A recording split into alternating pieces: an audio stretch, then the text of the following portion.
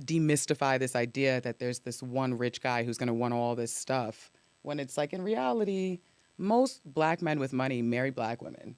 They're not like out here going, boy, what a terrible set of options there are out here. You know, they're like, I found a black woman who's good enough for me. She talked just enough for me. She make just enough for me. Like, whatever that means, right? Like, we're not in such a despair.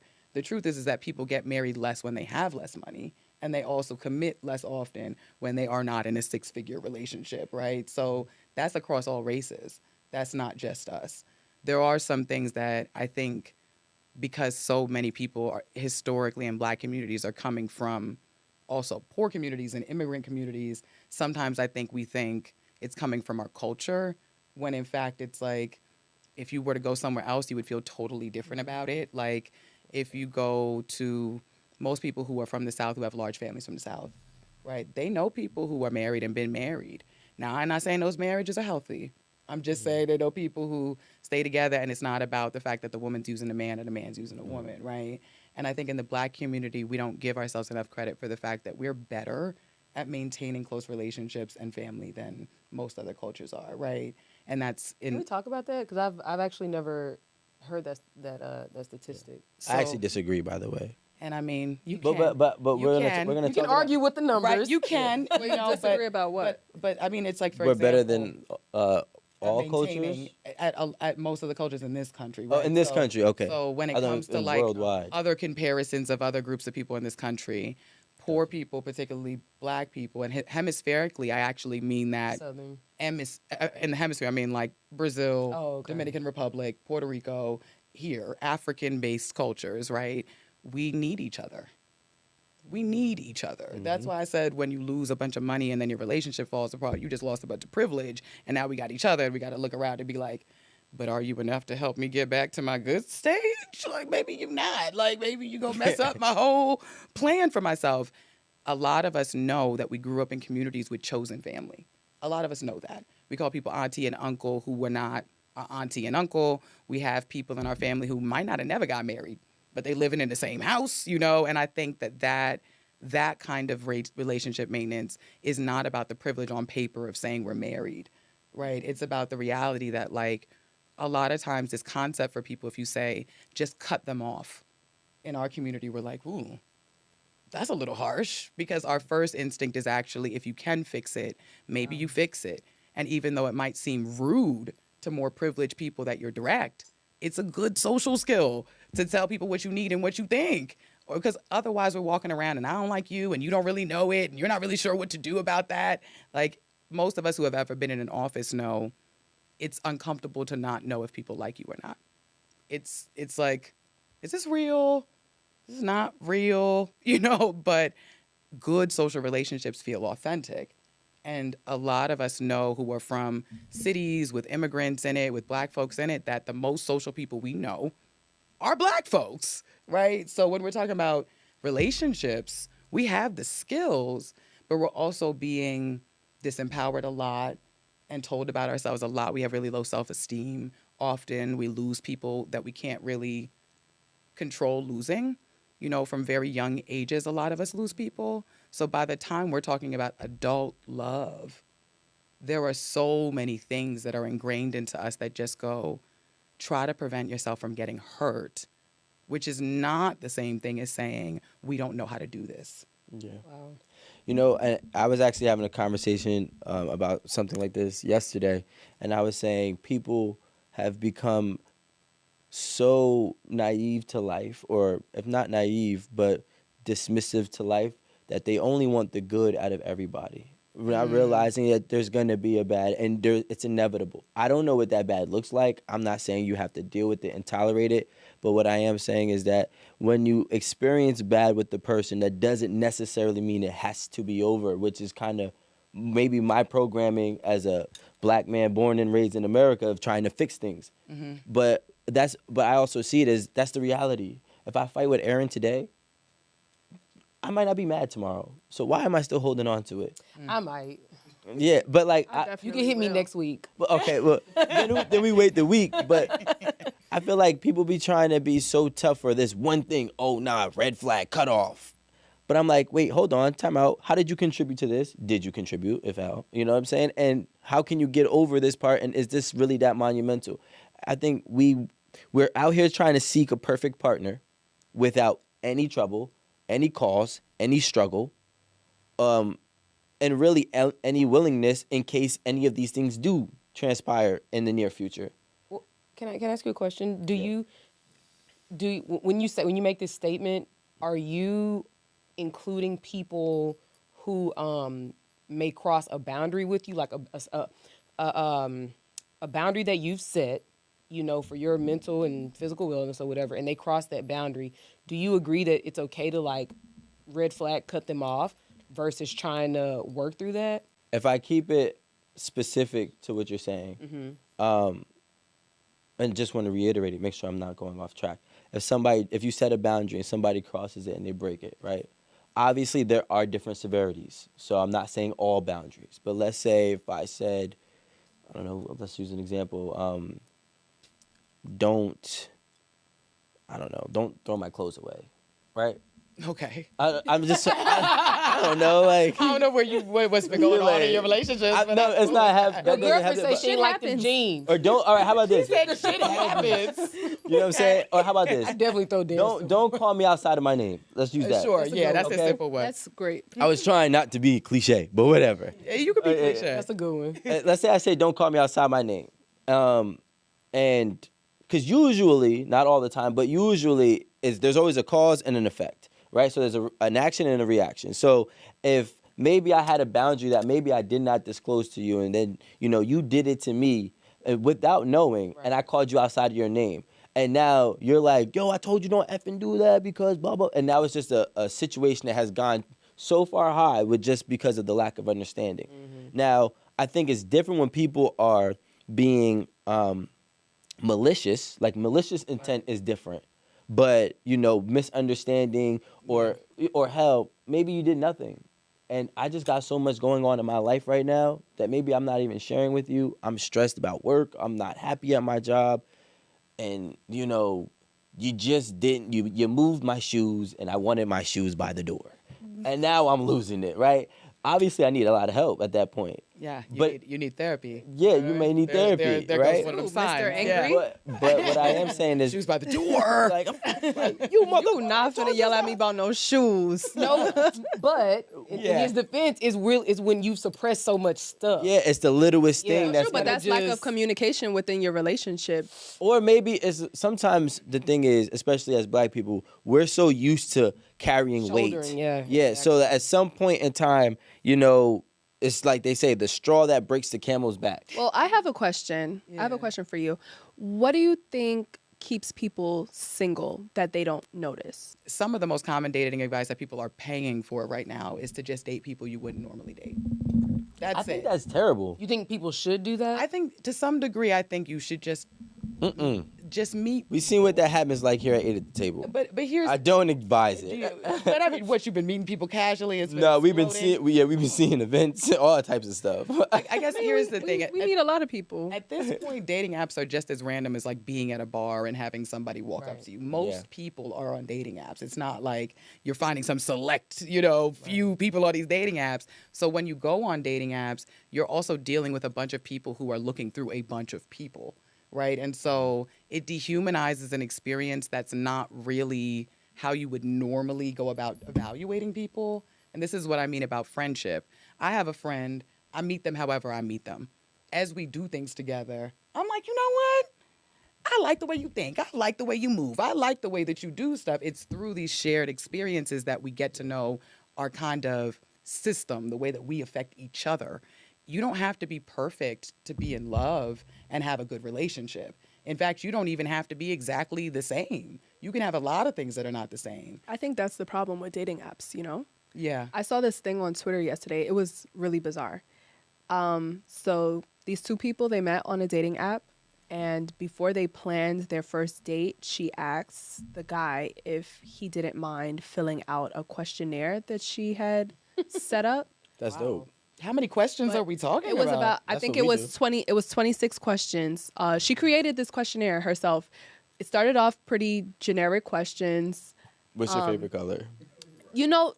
regular shit, What's right? your size? Then it kind of, and then it got a little weird. Don't Like you? it was a toilet paper question. Do you think that the toilet paper goes like under, or do you Over. roll it, or over? I say Or under. What y'all say? I'm not a preference Under? person with the toilet I paper. used to be. Nah, I'm preference. I used to be No, weird I'm about it. meticulous. Now my husband. It I gotta know be a lot of under. people have preferences on it. I be feeling weird when I put my toilet paper roll on. If I gotta Like, go people this are way gonna for come it, in I'm gonna and be judge tight. me. no, yeah, I don't do that. Anyway. Under, So, yeah. and then Let there me- was like a question about like if you had a homosexual child, like how would you handle it? Just real personal questions. Oh wow. And I think that's dope. after going through the questions, he was just like, "Yeah, absolutely not. Like I'm not answering this because it's like you're going to determine whether we go out or not based on how I answer these questions."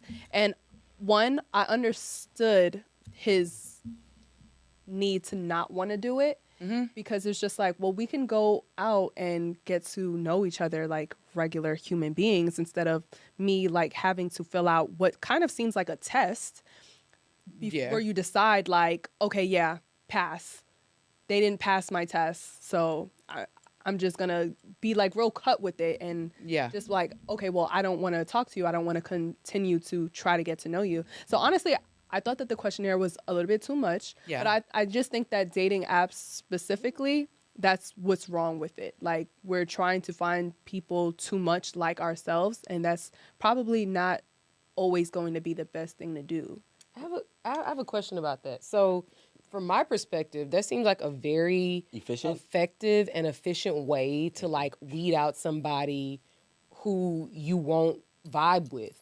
And I'm only saying that if those questions are presented in a way that they are like deal breakers for you, or that they speak to your like fundamental principles. Because let's say he was like, nah, if my kid is a homosexual, I can't mess with it. She might have a kid that's a homosexual, and that may, or sibling or something, so that may be a fundamental thing that she can't rock with. That's why I think it's kind of efficient. You don't waste a date, you don't waste no money, you don't waste no time, you don't waste your lipstick, your foundation, your dress, your outfit, whatever, so it's like, why not? It's I get the point, but I don't know, it's just aggressive. something, yeah, it's aggressive, it's something not like too genuine about it. It's just real cut and dry to me. Like I'd like the experience of getting to know somebody, even if it's a wasted date. Like if we would have went on one date and I would have got to know, okay, well, this is how you feel about this is how you feel about that, I probably would rather that. Like I understand like it is a time saver, it's like energy saver, but I don't know, I just feel like it was just I feel like we're living in an age where everybody, it's like you're damned if you do, you're damned if you don't. Okay. absolutely. When I say that in reference to, I want to compare back in the day, and even they say it today, but back in the day, it was heavy. You don't talk about religion, you don't talk about politics, right? And there's a lot of people, and in fact, I used to date a girl back in the day, and her family split up once her father was Catholic and her mother was Catholic, and then her mother wanted to become Jehovah's Witness, and she then sought this out. They split up, but they lived in the same house, but they fought for years. I don't know where they're at today, but I feel like, and this is to avoid certain things like that, right? Because back in the day, I wasn't there, so I'm only, projecting. But back in the day, there were certain codes about things that we don't talk about, and if you even thought different, you just kept it to yourself. But now everybody's becoming open-minded, and I want to say open-minded, but outspoken, and everybody wants to be able to express their opinion, and they have that right to. The problem is when you're dating and you're expressing your opinion, you can start to realize who is on the opposite side of the fence from you. And it could be a waste of time depending if it is something that is one of your fundamental principles or your morals or whatever the case may be. So I find it where we're at a point where the direct approach is being used, but it still has to be, there's some, like, we have to get accustomed to doing it. Yeah. So I love it. Like I said before here at 8 at the Table, we have monthly reports in my relationship. You know what I'm saying? What didn't you like? What was the worst thing that happened? Written reports? Yeah, written reports. Wow, that's formal. Yeah. And then Where your worksheet at? yeah, that's what. Get it out. Yeah, she Monthly prints it out. assignment. Yeah, but I think that that's Progress healthy report. though, and cool, though. you know, after that we we unpack each one.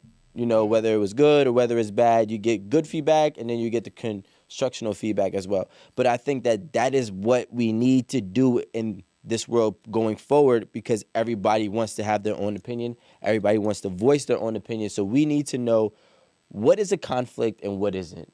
And if I can do that on the first date by giving you a worksheet or whatever the case may be, I'm with it. I What do mean, you, in your professional? I mean, it's tough because this is what I mean about dehumanizing the process, right? Like, are you excited to go on this date that you're sending this person 26 questions to answer before you go on it?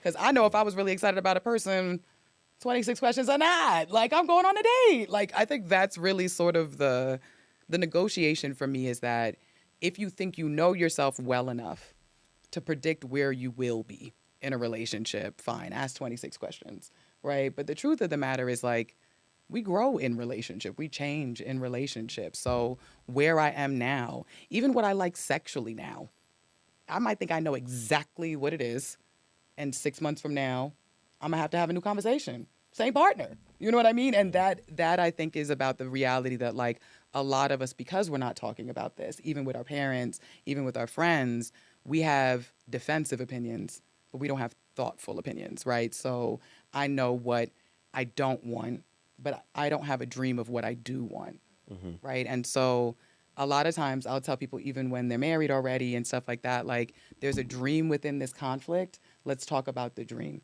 Let's not talk about who did what and the facts of what or whatever. It's like, let's talk about what we're trying to get to. Why is this such a big deal to both of us, right? Yeah. My dream, when I say, what would you do if you had a gay son, is that my child feels seen and heard and respected by me. That's really important to me, right?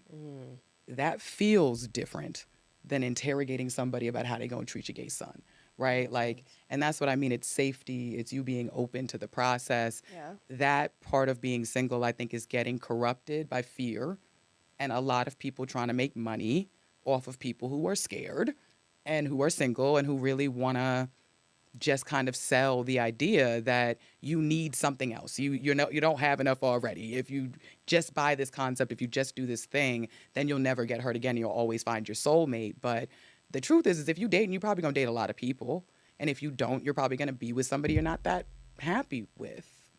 Can I ask you this? Are there any like trends that from your professional work, trends with like dating and people in long-term relationships or marriages or whatever that may, how do I say this? They may be happening now, but maybe 20 years ago in your field it wasn't a thing, but now it is, and it's a big thing. Do you know any trends surrounding that? Well, for one thing, the work that I do, body-based work, is kind of new. Like, not a lot of therapists actually did it years ago. It was very much like, sit down, just talk, like, whatever you want to do it. The idea that bodies regulate each other, right? No. I'm saying like issues with Issues with the couple. with with individuals or single folks. Yeah. One of the things that I see is that the what do they call it? Despair and compare thing is real. That's when you're scrolling and you compare yourself to people on your news feed and you start to feel worse and worse and worse the further down your news feed you go. That's a studied phenomenon that has been affecting people, and depression has been going up. Also, suicidality and self-harm has been going up amongst Black folks, which is hard for parents and partners to kind of understand and empathize with. And that's a real thing that you see getting depicted in media, that you see getting depicted, in a lot of sort of fictional stories too, where you can see there's a disconnect between people using drugs, for example, like pills that are made for anxiety, depression, whatever, and actually sort of self-medicating because their parents are just like, that's not real, right? And I think a lot of us in this generation believe in God, but do not actually subscribe to religion. Yeah. So that changes the conversation amongst couples and relationships and dating to one where it's not so important whether I'm going to heaven or hell, or whether my church approves, or whether people in my community are saying this is an anointed, equally yoked match, but that I'm happy. And I think that conservatism going away has left us without like a template for what's supposed to happen or how you're supposed to parent even. You know, like a lot of people are asking questions about not what's normal, but what's healthy. Gotcha. And I think that's actually a really good trend, even though it's causing a lot of chaos. I think it's a good conversation. Yeah, because it's so subjective. Yeah. And then you run into, you start to play with fire because, what's healthy to you Ain't healthy to the ain't next. healthy to the next person. And then all it takes is one person who finds it unhealthy to tell another person that they're unhealthy and they need therapy. Right. And we're not But, using it as a yeah, yeah. label, right? I think Yeah, that's yeah. the important part is that now I think the hard part is that labeling is not solving. Yeah. Like I could tell you you're a narcissist and we still got issues, right? Like it don't matter if I know what you are. It just matters that I know how to actually live. You know what I also think is a big issue right now? I also think the big issue is that, like, and I don't know, maybe this is something that I could possibly change my mind, but as of right now, I've come to the conclusion, I was like, I'm so tired, and I think it's so, like, foul to tell people, just find whoever works for you, right? Because I realize that we can go ahead and be whatever idea of us that we want to be, and that does not mean that there is somebody out there for that person. And that's what people really need to understand. And that's Is that what they need to understand? That's a very rough lesson for people to have to understand. But it's like, because I could think, right? I could think if I'm this way and that way and this way, and I add all these things to the pot, and then I serve this dish to everybody in the world that one person is gonna like it. First of all, you're already, the odds are against you. Second of all, there is a possibility that nobody's gonna like that. So this is where we're flirting with what's normal versus what's healthy. Because you do need some normality, because there's a reason why some things are normal, right? Sure. There's a blueprint that we can never, ever dismiss or discard. And if we look at it, the blueprint is going to hold true throughout history and throughout now. You know what one of the blueprints is? Value. And I'm saying value because I don't want to put currency in it, because at one point currency didn't exist, or what didn't exist in the same way that we think it does now. So now when you had some type of royalty or currency or value in your community or village, that is a blueprint that has worked forever. So we do know that that is something that is in your favor that has been proven to work. But now when we go into the whole ideology of you could be whatever you want, there's somebody out there for you. Just get whoever wants you. And it's like, yeah, but you're kind of putting your back against the wall with unknown odds, and realistically could lead to depression. It could lead to a lot of things if you're not being chosen, being that person. You have to like be so careful with how you say everything. I'm saying I just can't. There's nothing wrong with being thoughtful with your words. No, I don't mean that. And I don't want to disregard that, but I'm like, ham as a society. there's so many words that we just add our own feelings to it, and then we add these stigmas to these words and then run with the feeling of what the stigma is for the word. But really the word has really no feelings or stigmas to it unless society has attached it and you've bought into it. Can we get How an many times have I example of said this this? word? Well, I mean, I've been saying, I don't. All words. Yeah, I don't like to be argue. fair, that's yeah. literally how words work. You know, Not, that's but how people assign meanings to words. Well, meanings and stigmas are different, right?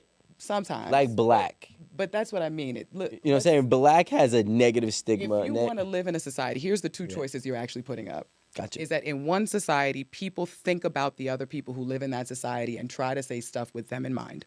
In the other society, they don't. That's it. It's consideration. And which one would you rather live in? I'd rather live in the one where at least people try, only because I know as a black woman what it's like for people to try, and it still hurts. You know what I mean? It's still hard with people trying their best. I'd rather them not try. Because if you don't try, I'm going to take it for what it is rather than what I want to deem it to be or how it can make me feel.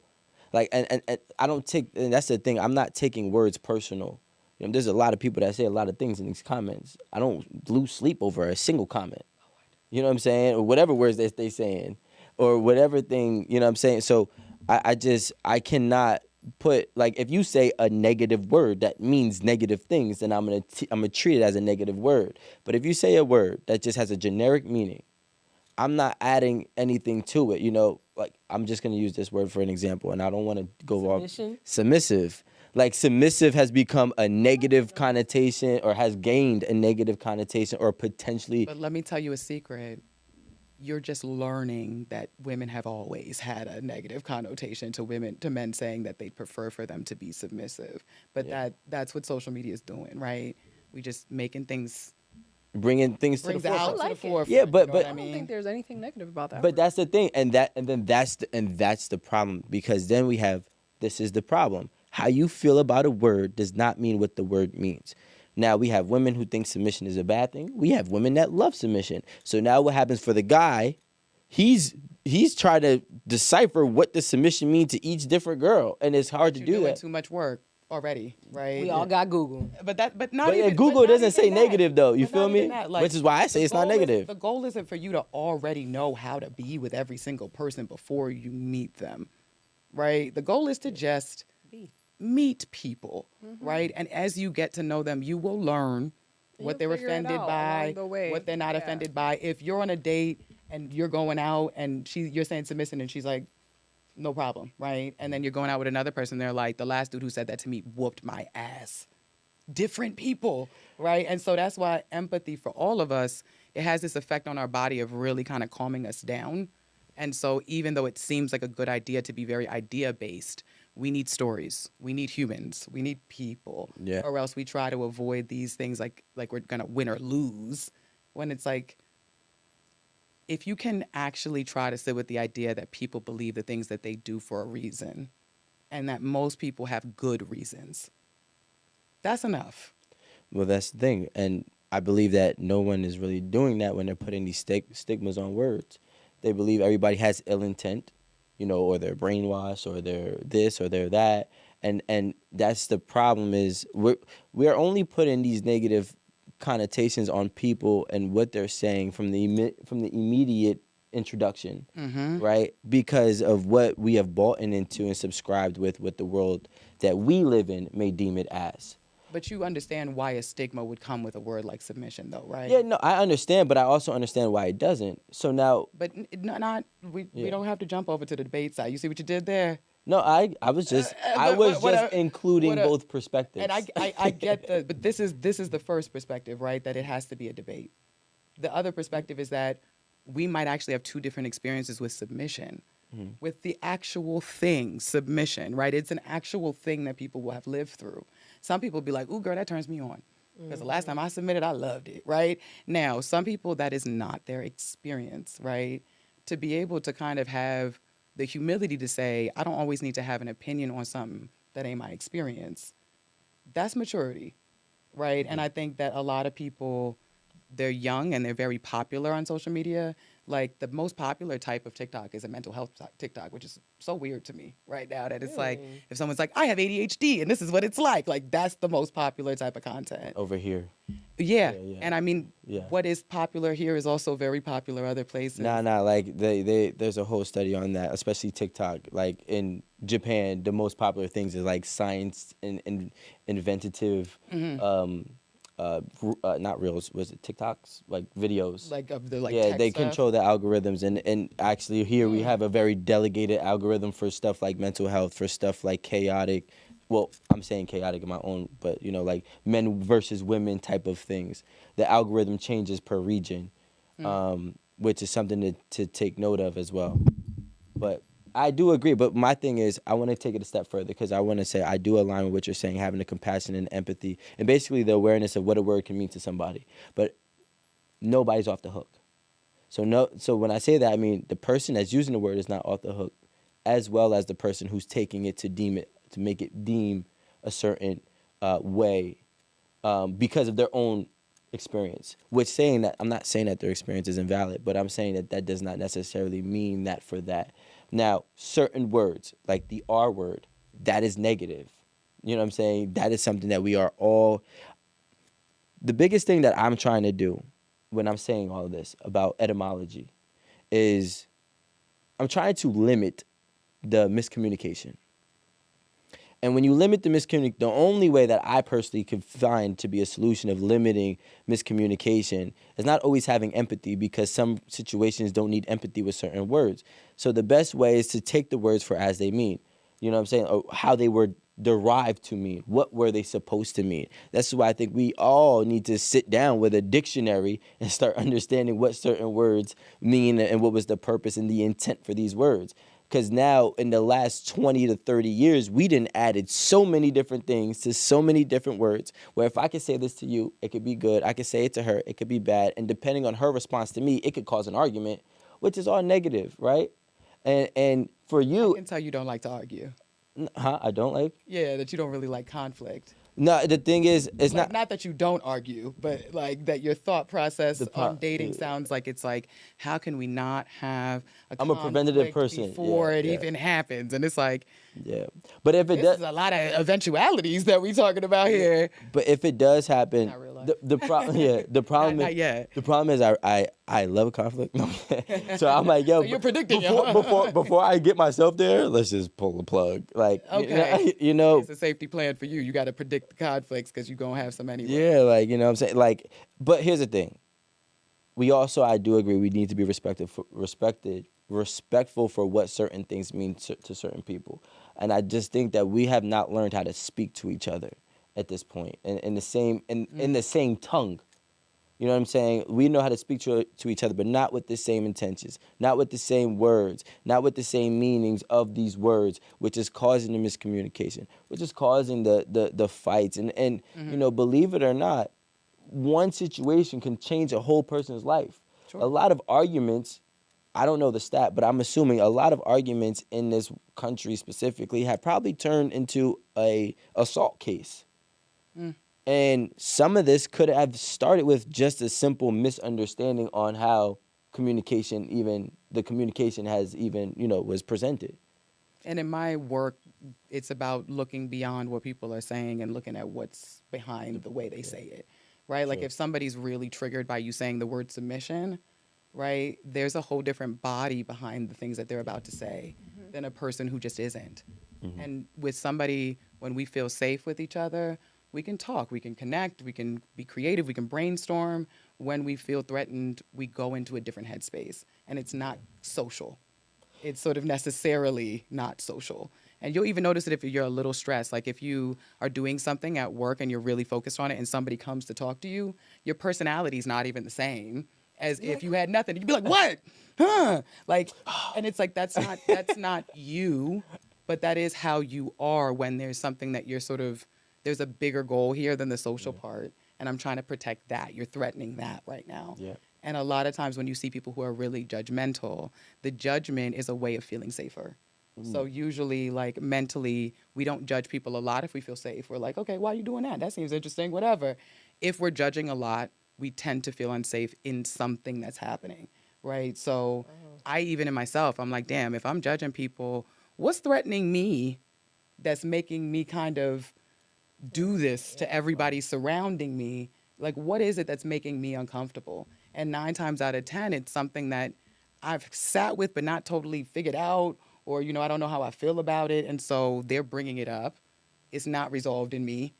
And I'm the type of person who likes to have things figured out. You know what I mean? So I'd be like, say words. Defend yourself. You know what I mean? But it's like, well, you can't trust what I'm saying in that state. That's not my safe answer. That's my self-protective answer. Yeah. And if we were going to talk about why people stay single, dating in that state rather than dating in safety is going to guarantee you're moving towards disconnect and not connection. Right? Yeah, you deserve another award. that. You know, I just want to say that was very well put. You know, Quick, not even a quick question, but we only have a few minutes left, so I wanted you to hopefully like leave us with some parting words for our viewers, and you know, whether you're looking for love, whether you are coming out of a bad relationship, you know, what can you do for self-love, like what just and obviously in your findings, and then, you know, being on social media, and, you know, something that's really helpful, because I think that somebody, it'll resonate with somebody, you know. I think a lot of times we think the work is in figuring out how to be because we've heard what other people think about us. Like, if we're honest, most of us know kind of, or have a theory about, if we're honest, a lot of us have a theory about, like, why was I rejected? Like, the last time that somebody didn't love me enough or care about me enough, what was the reason I told myself that happened? And we spend a lot of mental energy trying to become versions of ourselves that will never get hurt again. When in reality, I think the work is in saying, this can't be that important. This can't be your worth as a woman, your worth as a man is determined on whether or not this woman or man likes you or respects you or appreciates you. You have to be willing to say, you know, this ain't going nowhere. This ain't going nowhere good, right? And if I can say this ain't going nowhere good, then at some point I can say it might have even been worth it for the time we spent together, but we have to be able to acknowledge that, like, if we can't deal with letting go, if we can't deal with loss, if we can't deal with rejection, we really can't deal with dating. And so, you know, we'll hold on to really bad situations for a long time, trying not to feel that hurt. last little piece, right? And then when we get out of it, we're like, never again, right? But the truth is, it's like, if you can trust that your safety belongs to you, not the person you're going on a date with, then you know if you move away from that safety, something's wrong. This person isn't helping me feel like me. I'm getting outside myself just by dating them. Stop then. Honestly, just stop. If you're excited and you want to keep going, it feels like there's growth and there's possibility, continue. It really can be that simple. Like, if it's exciting, if you want to keep doing it, do it. If you don't, don't. Because the version of you who shows up, even though you don't feel safe, is not really you. It's probably not even, you probably can't even remember all of what you said in that state. So it's just like, slow down. Allow yourself the patience to meet somebody who actually feels like they're helping you gain safety. Even if it's a little uncomfortable. Uncomfortable is not unsafe, right? But I think we all know what unsafe feels like, right? And so that's where I'm saying, trust yourself enough to know, I know what it feels like to feel worse. I know what it feels like to feel better. If someone helps me feel better, I'm a moving better. And that's it, right? I think there's a lot of rules people put on dating, and it just is like, it's not a thinky game, right? We want connection. And for Black people, it's like a radical act to have connected sex, to have connected relationships, to love each other for who we are and not our bodies or what we can do with work, right? It becomes this radical act of reclaiming. And so I'm like, reclaim that. Don't make it this whole nasty, uncomfortable, I hate men, venture. It can really be like, if this is exciting for me, I do it because I like to do it with these kind of men. Cool. It ain't got to be a gender war. Ooh, child, and it is a gender war right now. Lord, It really is. it's I ain't gonna so lie. annoying. I know. Look at you fueling the war. Talk about it really Well, is. hopefully we move away from that. I didn't feel as it. the You years fueled it. come. Look at you. I was just Trying saying. to start a war right now. I'm just saying there is a gender war right now, but I think there's a gender war, and it's really because of first of all, there's so many things, right? There's so many reasons, and I think that I was asked this question in an interview last month, and I really think that the next generation is going to be the best one. They they're taking gonna- our advice and they're scaring the hell out of me. I'd be like, I get you have boundaries, but you can't just be telling your boss about your boundaries. I can feel myself getting triggered. Like, what? I'm not going to work today. Though, You crossed the boundary. Right. Okay. So first of all, what's my salary going to be? Let's talk about numbers. I'm like, what? No, the world is changing. But when in, everybody like, does it, it's now the new super- norm. That's what I'm saying. It's scaring my enormous ways. Black survival self. I'm like, My Black survival. you're not supposed to ask that. No, yeah. But you're not supposed to ask them about money. What if they don't hire you? It's like you feel like you're going to die if you do that stuff. That's why it's like, that's why people really sometimes they'll see their kids and freak out. Because it's like, because if they did that, do you understand what would have happened to them? Their bodies, like, I remember the days when I used to, and it's like, When I spoke up. yeah, that's why they're grabbing you so quick.